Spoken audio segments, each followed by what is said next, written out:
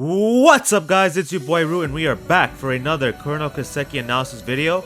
In this one, we're going to be taking a look at the 4 new characters that will be our main party members. But before we get into that, one thing I want to point out right quick. If you go into the screenshot in the corner here, so they gave us these additional 4 characters in this little panel. Coming soon, we don't know how soon, but one thing I wanted to point out is this last character corner, age 69, alright? So, all jokes and memes aside, I'm not sure what his age would be if in this game, but does this mean that Yoon Kaifa, the master, the founder of the 8 Leaves 1 Blade School style, will appear in this game? Is he about to make his appearance? Is that what this means? If it doesn't mean that and he's not going to be in this, who is this character that's age 69? Because they specifically, right? Even though it might be a joke, they specifically put this panel on this screenshot along with the 4 new characters that are going to be on our party. So which means this has to be someone important. I'm really hoping this means that Yoon Kaifa will finally make an appearance because I really want to play with him. But we'll see. Anyways, that's all I wanted to point out. Let's get right into the video. Let's go. So first off, we got the main protagonist. But before I get into that, first of all, shout out to the Kiseki wiki. It's literally been about a day and maybe like 6 hours from the time the live stream went live and I'm recording this video, and they already have the character descriptions up. So shout out to them for having this up here. So first of all, Von Arcride. Already, I don't even need to play the game to know that he's going to be my favorite character, because I mean, look at this. Look at this character model. He's got the spiky hair, and as we all know, in all anime, all JRPG games, spiked haired characters, do I even need to start mentioning? Sasuke Uchiha, Green Schwarzer, just to name 2, you know what I'm saying? Spiky haired characters, hairs with spiked hair, and the drip are saucy, nasty, filthy, amazing characters, and I really want to know what this guy's backstory is. But yeah, Von Arcride is the main protagonist. He works as a Spriggan, which is essentially a undercover position. So the way I'm relating to that, he's basically, from what I'm thinking, is what he's going to be is an undercover bracer / undercover cop type of thing. I think that is super dope. And another thing is his hair color. Very similar to Green Schwarzer. They both got the drip. They both got the hairstyle.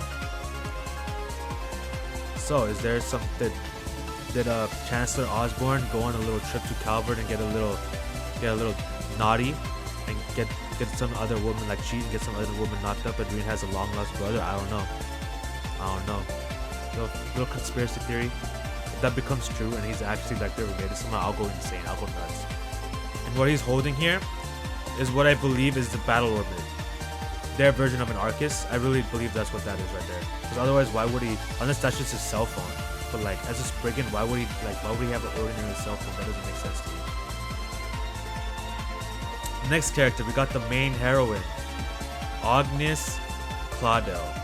Now, I've already been seeing this all over with the age difference between the 2 main characters.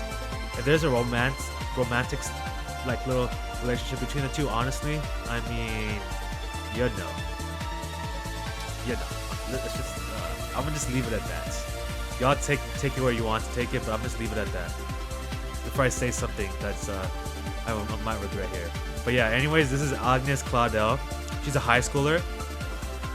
She goes to some school called Aramis High. So what I find, so basically she just looks like, just your average blonde girl with the plot, you know what I'm saying?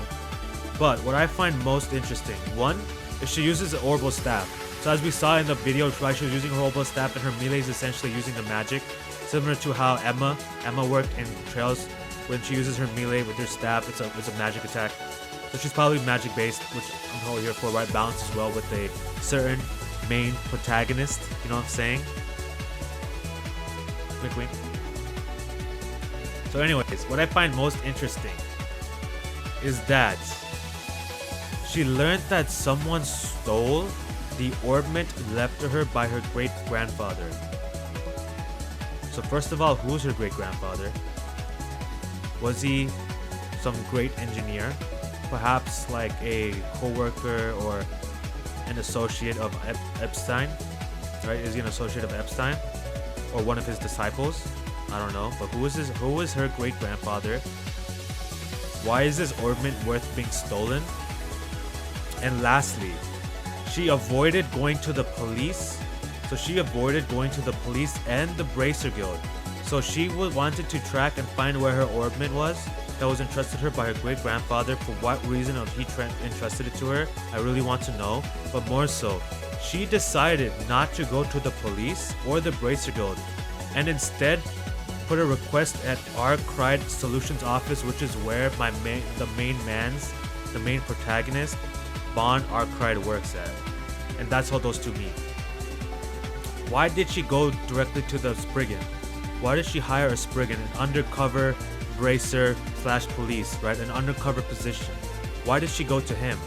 Definitely has to be something going on there as far as who other grandfather is in the situation of who stole the ornament. Is it someone that's potentially a problem, like the enemy perhaps? I don't know. So that's that. Those are the two main characters, main heroine, main hero.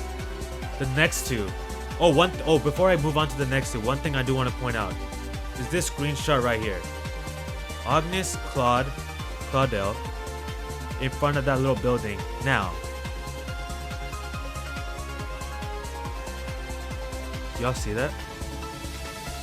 This is so if you haven't played Hajimari, I'm sorry for the spoilers. Well, if you haven't played Hajimari, you probably shouldn't even be watching any of these videos in the first place. Like, you shouldn't have been watching the live stream because nihonfalcom completely spoiled the main, one of the enemies in Hajimari no Kiseki. So you probably don't want to be here, but if you're here, hopefully you clicked out as soon as I went here. But essentially, this is the end screen credits for Hajimari no Kiseki. And we have Lapis here. And do y'all see this? Look at this. Do y'all see the similarities?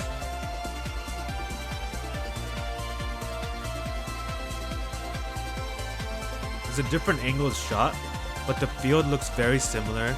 That building looks similar. The background looks similar. So does this mean we are going to see the world's greatest picnic group in Calvert? Are we going to continue to see the adventures of Lapis and a certain somebody and the rest of the members of the picnic group in Calvert? I don't know. Hopefully, because remember, we were informed that there will be some pre-existing characters in this game as well, and not just completely new set, although it's a small portion. So will the picnic group be in it? I don't know. I hope so, because Hajimari, that story, that storyline for the picnic group was amazing. So I wanted to point that out real quick because I find that fairly interesting. Will they be there? Will they not? I don't know. So now, based off designs and based off descriptions, Bon Arcride definitely looks like my main guy, my main man. Obviously after Reed Schwarzer, because I know some people are probably sick and tired of him, but I don't care. He's still my main guy. Always, forever, my main protagonist. But I feel like Bon Arcride could make that second slot. But this guy right here, might give him his run for his money.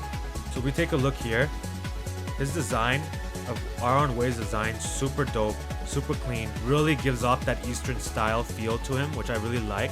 So we look at this description right here. So he's a martial artist from Calvert's Eastern Quarter. So the Eastern Quarter is basically what's depicted in this picture right here. Essentially is like a town representing sort of like culture from Eastern Zemeria. And it's just like, it's basically a place of like just fugitives. There's a city of like doesn't really have a name, so they just gave it the Eastern Quarter. So immediately when I saw that he's a martial artist from Calvert's Eastern Quarter, and his design, he's a playboy, which we can tell, but besides that, is this right here. First of all, he's a sword master. He's a master of sword and fist, Moonflower style. Moonflower style. This is the first time I've ever heard of this in anything. I don't think it's been mentioned in any of the previous games like Chosen the Sky or Crossbelt. If I'm mistaken, feel free to correct me in the comments. But I really do feel like that's a completely new style, and I'm very interested. That's one of the. I'm guessing this is one of the three major. This is one of the three major martial art styles. So that's I'm very fascinated by that. Definitely want to see more of that. But this right here, he earned. So this is what really set me off when I saw this character. He earned the nicknames Prodigy and Young Emperor of Lu Zhao. When I read that, two things came to mind. The White Orchid Dragon, Sao Li, and Heiwei. What roles are they going to play in this? Because if you look at this, right below the statement, there are movements to appoint him as an executive in Heiwei. But he himself does not seem to have much interest in the organization. So is Heiwei and Sao Li going to play a major role in this game? Because who do y'all see in this screenshot right here? Who do y'all see in this screenshot? But besides that, who is this? Who is this guy? Why is he focused in the photo shot? And who is this girl? She's not on Risha's level, but she's kind of nice. Anyways, who's this right here? Huh? Certain somebody, a certain white dragon, if you will, certain member of Heiwei, a representative, and Aron Wei has been desired as a potential candidate, as a high-end member of Heiwei. They want him. So are they going to play a major role in the story? Especially with this whole Eastern Street feel to it, I definitely feel like this could be like a major site. Because remember, the Crossbell is just a branch, right? The Heiwei building in Crossbell is just a branch. So where is the main place? Where is the main organization building stationed? Are they going to play a role in this game? Because remember, this is in Calvert. And Heiwei is a syndicate in Calvert. So, is that going to happen? I don't know. And then one more screenshot with Aron Wei is this right here. So he's a man. He uses sword and fist in his Moonflower style. I really look forward to playing with them. Hopefully we get a little bit more footage, but if you don't, it's cool. I'll get my hands on it and I'll play with them. You feel me? But anyways, super dope, super clean. Animations in this game are fire. Super major step up from Hajimari and the previous JoJo's game. So I look forward to seeing that. And I really like how the drop-down menu for the commands, like we saw, does not cover the screen because it looks even better than before, right? Like, it's not just higher res, like, it's actually differently animated and the art style is different. So I really look forward to seeing that in-game. Last but not least is Fairy Alphide. And now for her, honestly, I honestly don't, like, I'm not too excited for her. Because she just feels like a copy and paste Fee Clazo, if I'm being completely honest with y'all. She's a Jaeger with the high-ranking Kurga Corps, so aka Zephyr, right? Analogous. She has serious combat training since childhood, and I believe she's a 13-year-old, similar to how when Fee was introduced. And now this right here is mainly why I have a huge Fee vibe from her. Well, besides the fact that when I was watching the live stream, they actually did mention Fee. And they also mentioned Gaius, which she does give that kind of like that tribal nomadic feel to her. But this right here. This right here. Upon receiving word that a Jaeger Corps she had previously networked with has gone missing, she initiates her own search. Who does that sound like? Right? Literally her description sounds like verbatim, almost a copy and paste version of Fee. And I really hope I'm wrong here. If I play this game and she feels exactly like a copy and paste of Fee, like I'm not gonna associate with this character because you can't replace Fee Claus, or like not after everything we've been through with that character. Like there's no way. This character needs to have her own sort of background, her own sort of identification, if you will. Now let's take a couple of look at the screenshots. So this screenshot right here, the reason why I want to look at this, besides just how like amazing, like look at this background.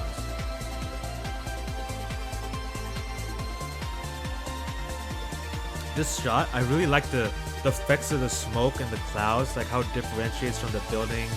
Just overall environment looks super nice. I can't wait to see this in game. But this building right here. So this building sort of looks like the one we saw in that little event post-game in Hajimai where Reen was visiting Calvert.